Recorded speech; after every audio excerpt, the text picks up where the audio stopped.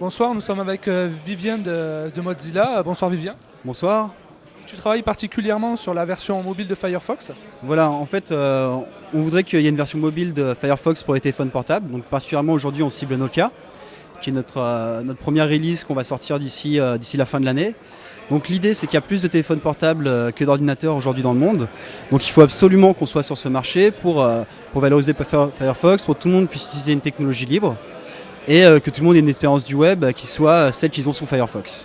Quelles sont les contraintes concrètement d'un tel projet par rapport à une version classique? Alors il y a beaucoup de contraintes, donc il y a des contraintes mémoire, parce que bon, c'est des téléphones, ça n'a pas une mémoire énorme. Il y a des contraintes de performance énormes, parce qu'en général, ce qu'on fait sur la version desktop, on a complètement remanié l'interface, donc c'est la même version de Firefox, on a les mêmes outils, sauf que tout est optimisé pour que ça puisse marcher sur un téléphone portable, donc de type Nokia, et qu'on ait une expérience de navigation qui soit celle qu'on a toujours sur le navigateur de bureau. Et quel est le lien avec Fennec, le projet Fennec? Alors en fait, donc Fennec, c'est le nom de code de Firefox Mobile.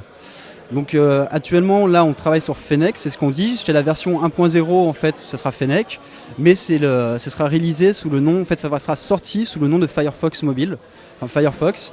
Donc en fait, il y a un seul Firefox, donc on en a un sur le bureau, un sur l'ordinateur, mais ce sont les mêmes. Et on va pouvoir les synchroniser avec une extension qui s'appelle Weave et qui permet de synchroniser ses bookmarks, qui permet de synchroniser son historique, qui permet de synchroniser ses extensions. Mais c'est qu'une seule application en fait. Et c'est possible de pouvoir télécharger la version mobile soi-même ou alors c'est vraiment dépendant du constructeur? Alors on peut la télécharger en fait. Aujourd'hui on a ce qu'on appelle des émulateurs. Donc il y a une version mobile qui marche pour les ordinateurs de bureau, donc une version pour Mac, pour Windows et pour Linux.